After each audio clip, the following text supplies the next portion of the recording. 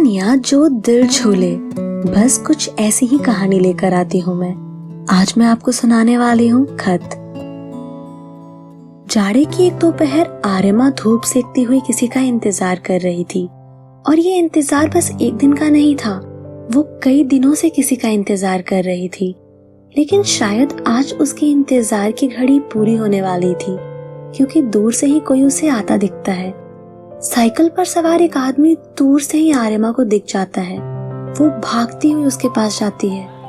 काका, आज कोई खत आया है क्या? हाँ बिटिया, आज ये खत आया है। धन्यवाद काका। ये बोलकर वो भागती हुई अपने घर के अंदर आ जाती है। उस खत में लिखा होता है, प्रिय आर्यमा, आशा करता हूँ कि तुम कुशल हो। आर्यमा, मुझे पता है कि तुम मुझसे बहुत नाराज हो। मैंने कई समय से तुम्हें कोई खत लिखा ही नहीं है, लेकिन मैं तुम्हारे सारे खत पढ़ता हूँ। आर्यमा, मैं तुमसे बस एक बार मिलना चाहता हूँ। मुझे कोई फर्क नहीं पड़ता कि तुम कैसी दिखती हो, लेकिन मैं तुम्हें बहुत पसंद करता हूँ और बस एक बार तुमसे मिलना चाहता हूँ। आर्यमा, तुम मुझसे मिलोगी ना? मुझे तुम्हारे जवाब का इंतजार रहेगा। तुम्हारा अभिनव। आर्यमा को कुछ समझ ही नहीं आता कि वो क्या कहे। कहीं ना कहीं तो वो भी अभिनव से मिलना चाहती थी, लेकिन ऐसे मिलना थोड़ा अजीब होगा। 6 महीने पहले ही आर्यमा का परिवार यहाँ मिलनपुर रहने को आ गया था। उसके पिता का तबादला यहाँ मिलनपुर में हो गया था। ये घर पहले एक लेखक का था। उस लेखक को काम के सिलसिले में किसी और शहर में जाके रहना पड़ा, इसलिए ये घर उसने भाड़े पर लगा दिया। एक दिन उस लेखक के नाम पर एक खत आया। आर्यमा को लगा कि जब अगले महीने वो लेखक आएगा तो वो उसे वो खत दे देगी। लेकिन अगर ऐसा हुआ कि इसमें कुछ काम की बात लिखी हुई, कुछ जरूरी बात हुई, तो वो क्या करेगी? क्या उसे एक बार वो खत पढ़ लेना चाहिए? ये सोचकर ही वो खत पढ़ने लगती है। वो अभिनव का ही खत था। आदरणीय गुरुजी, चरण स्पर्श। गुरुजी, मैं बिल्कुल कुशल मंगल हूँ। आपके आशीर्वाद से मेरी पंक्तियाँ एक बहुत नामी किताब में प्रकाशित होने वाली है। ये सब आपके वजह से ही संभव हो पाया है गुरुजी। वो पंक्तियां मैं आपके लिए लिखकर भेज रहा हूँ। आर्यमा उन पंक्तियों में कहीं खो जाती है। कोई इतना अच्छा कैसे लिख सकता है? मन तो हो रहा है कि इस लेखक की लिखी हुई बातें बस पढ़ती जाऊं। अगर उससे जवाब नहीं मिलेगा तो उसे कितना बुरा लगेगा ना। मैं एक काम करती हूँ, मैं उसे जवाब दे देती हूँ। अभिनव, आपके गुरुजी कहीं और रहने चले गए हैं, ये उनका पता है। अगली बार से आप उन्हें इस पते पर खत भेज सकते हैं। और अभिनव, आप बहुत अच्छा लिखते हैं। मैं तो आपकी पंक्तियां बार बार पढ़ना चाहती हूँ। अभिनव आर्यमा की लिखी ये खत पढ़कर बहुत खुश हो गया। पता नहीं कौन है ये लड़की, कितनी प्यारी बातें कर रही है, कितनी फिक्र है इस लड़की को सबकी, कितनी प्यारी लड़की है ये। दोनों के बीच बातें शुरू हो गई। अभिनव ने वापस एक खत लिख आर्यमा के लिए भेजा, जिसमें उसने कई सारी कविताएं लिखी थी। दोनों के बीच बातों का सिलसिला कुछ इस प्रकार शुरू हो गया कि दोनों अब अपने दिनचर्या की बातें भी करने लगे। कुछ समय के बाद अभिनव का खत आना जैसे बंद हो गया, लेकिन आर्यमा ने हार नहीं मानी। वो अभिनव को खत भेजती थी, और अभी अचानक से अभिनव का ये खत आया कि वो उससे मिलना चाहता है। आर्यमा को तो समझ ही नहीं आ रहा था कि वो क्या करे, लेकिन उसे लगा कि एक बार मिलने में तो कोई हर्ज है नहीं, इसलिए उसने हामी भर दी और वो अभिनव से मिलने को तैयार हो गई। अभिनव ने जगह और समय बता दिया था कि वो इस समय यहाँ पहुँच जाएगा। आर्यमा तो 4 दिन पहले से ही परेशान थी। क्या पहन कर जाऊँ?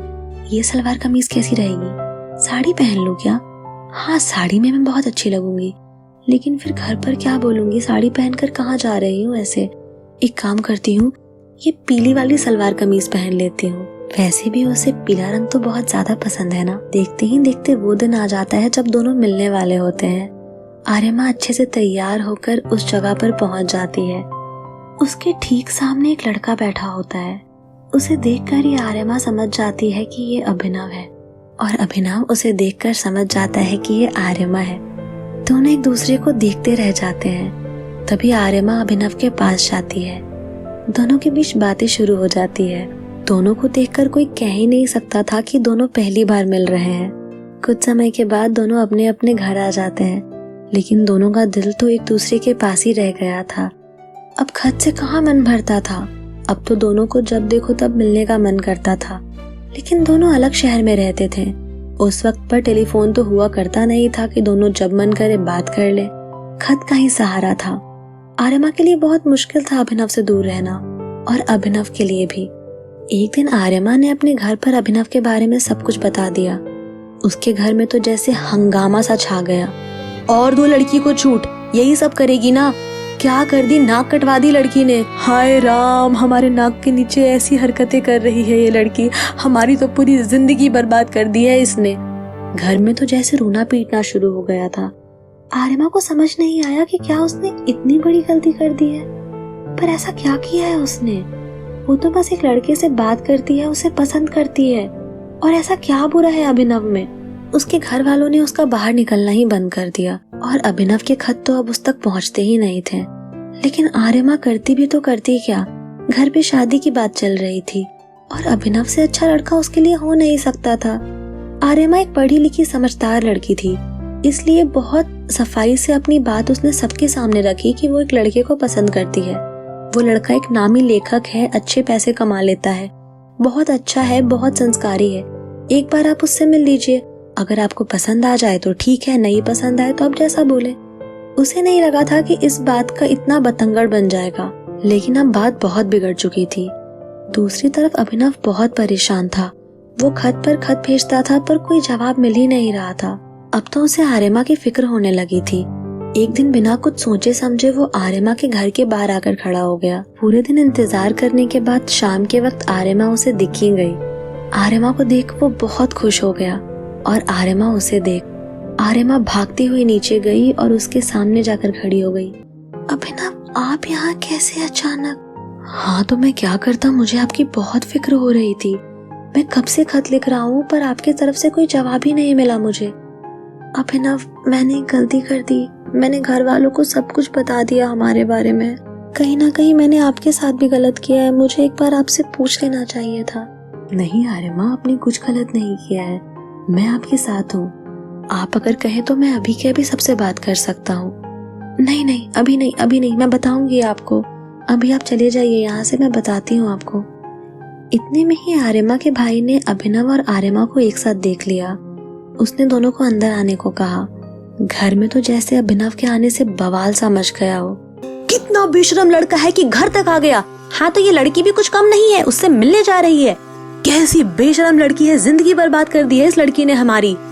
क्या बोले, निकाल दो इसे घर से बाहर, ये घर पर रहने के लायक नहीं है। हम तो कहीं मुंह दिखाने लायक नहीं रहे। क्या कहे हम इससे, क्या कहे? बस करो सबके सब, अभी के अभी नाटक लगा रखा है सबने घर में। आर्यमा के भाई ने चिल्लाया। आर्यमा के भाई के चिल्लाते ही सब के सब शांत हो गए। क्या होता है बेशरम लड़की? आप में से कोई भी मेरी बहन से ऐसे बात नहीं कर सकता है। और ये लड़का, ये एक नामी लेखक है, तो इज्जत से बात कीजिए। दोनों ने ऐसी कोई भी हरकत नहीं की है जिसकी वजह से इन्हें इतना कुछ सुनाया जाए। तुम शांत हो जाओ, तुम्हें कुछ नहीं पता। दोनों खत भेजकर बातें कर रहे हैं। ये लड़का हमारे घर तक आ गया। ये क्या बेशर्मी लगा रखी है? बेशरम नहीं कहें तो और क्या कहें? पापा, आप कुछ भी कह रहे हैं। खत भेजकर बात कर रहे हैं। आर्यमा एक समझदार लड़की है, उसे पूरा हक है कि वो अपने साथी को चुन सकती है। और अगर उसे ये लड़का पसंद है तो आखिर हर्ज क्या है? ये इतना नामी लड़का है, इतना अच्छा लड़का है। ठीक है, हम समय लेके समझेंगे इस लड़के को। अगर हमें लगा कि हमारी बहन के लिए ठीक है तो फिर क्या हर्ज है? हर्ज क्या है? हर्ज ये है कि क्या हम अपनी बेटी के लिए लड़का नहीं ढूंढ सकते? क्या हम उस लायक भी नहीं है? और ये लड़की ये खत भेजकर लड़के ढूंढ रही है अपने लिए। किसने दिया है इसे ये हक? ठीक है, आप कह रहे हैं हम ढूंढेंगे लड़का, लेकिन आप बस एक काम कीजिए। आप इस कागज पर लिखकर दस्तखत करके दीजिए कि हमारी बहन जिंदगी भर खुश रहेगी, उसे कोई तकलीफ नहीं होगी। ये तुम क्या बचकानी बातें कर रहे हो? ये हम कैसे लिख सकते हैं? अच्छा ठीक है, एक बात कहिए, अगर कोई तकलीफ होती है उसे तो क्या हम वापस लेकर आएंगे उसे अपने घर? जी नहीं, शादी के बाद वो उसका घर होगा और जो भी होता है उसे सहना होगा। आर्यमा, तुमने सुना सब कुछ? तुम्हारे पिता को कोई फर्क नहीं पड़ता कि तुम्हारे साथ कल को क्या हो रहा है, और तुम इन लोगों के लिए अपनी खुशी कुर्बान करना चाहती हो? बिल्कुल नहीं, तुम जाओ यहाँ से। और तुम्हारे साथ कुछ भी हो, मैं तुम्हारे साथ रहूंगा हमेशा, क्योंकि मुझे फर्क नहीं पड़ता कि लोग क्या कहेंगे। और बात यह है कि लोग इनके बारे में बहुत सारी बातें करते हैं जो इन्हें नहीं पता, पर मुझे पता है। लोग क्या कहेंगे इस डर से मैं मेरी बहन की जिंदगी बर्बाद नहीं होने दूंगा। हाँ, ये लड़का सही है नहीं है ये मैं पता करूंगा, और उसके बाद इसकी शादी मैं आर्यमा से करवा कर रहूंगा। कोई चाहे या ना चाहे। आर्यमा के भाई की बातें सुन हर कोई शांत हो गया था। अब किसी की हिम्मत ही नहीं थी कि एक शब्द बोल सके, और उसके पिता भी बस एकटक देखे जा रहे थे। कहीं ना कहीं सबको पता था कि वो बहुत सही बात कर रहा है, और आखिर हर्ज क्या है। हाँ, कुछ समय लगा, लेकिन सबने ये फैसला किया कि समाज के डर से आर्यमा की जिंदगी बर्बाद नहीं होने देंगे। और कुछ समय के बाद आर्यमा और अभिनव की बहुत धूमधाम से शादी हो गई। अपनी बालकनी में बैठी आर्यमा उन पलों को याद कर रही थी। तभी अचानक उसका फोन बजता है। ये रही आपकी आज की चिट्ठी, मैं जल्दी घर आ जाऊंगा, शाम को खाने पे मिलते हैं। आर्यमा की मुस्कान तो जैसे रुक ही नहीं रही थी। शादी के 25 साल के बाद भी अभिनव आज भी बिल्कुल वैसा है। आज भी वो दिन में 4-5 चिट्ठियां तो भेज देता है, लेकिन फोन पर। बस इस कहानी में इतना ही। जल्दी ही मिलेंगे अगली कहानी में। तब तक अगर कहानी पसंद आई हो तो वीडियो को लाइक करें, कमेंट करें और चैनल को सब्सक्राइब करें। और वीडियो को शेयर करना तो बिल्कुल ना भूलें।